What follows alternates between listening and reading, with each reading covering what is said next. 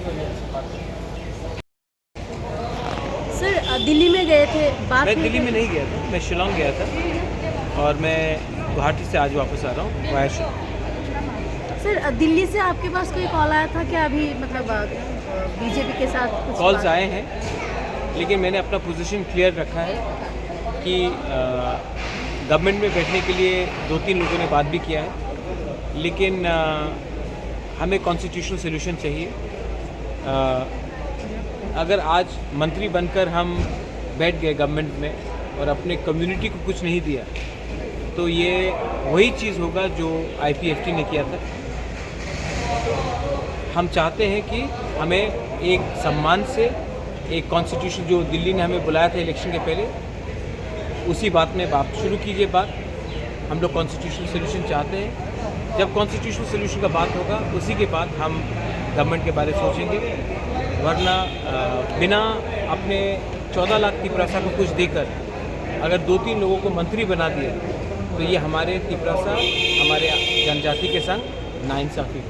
Sir oath taking के बारे में आप लोगों का क्या डिसीजन है अभी? वोट टेकिंग तो हम नहीं कर रहे हैं, वोट टेकिंग तो ऑनरेबल CM मानिक शाह जी कर रहे हैं। और आपके जो MLAs हैं उनके एक हम लोग साथ तो होंगे? नहीं, हमारा तो वोट टेकिंग कल नहीं है, कल तो शायद सिर्फ मंत्रिमंडल का आप लोगों का कब है? कोई वो तो decide? जब ये लोग नोटिफाई करेंगे तभी होगा, ये तो मेरे नॉलेज में नहीं है। असम का CM ने आपको बुलाया जो बेटर पीपल एंड छोड़ के उसको सबको लागत करने के लिए, उसके विषय में आसाम के CM ने बुलाया, बात किया। मैं समझता हूँ उनका क्या पॉइंट है, उसको भी समझना चाहिए मेरा पॉइंट।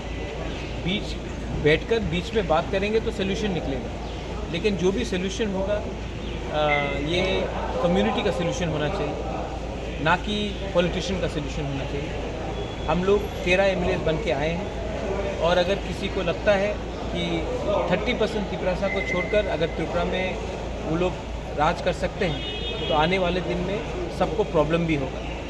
हम क्या चाहते हैं? हम भूमि पुत्र हैं, हम हानि पुसा हैं, हम अपना अधिकार चाहते हैं। आप हमारा अधिकार हमें दीजिए, सम्मान से दीजिए, हम बात करेंगे।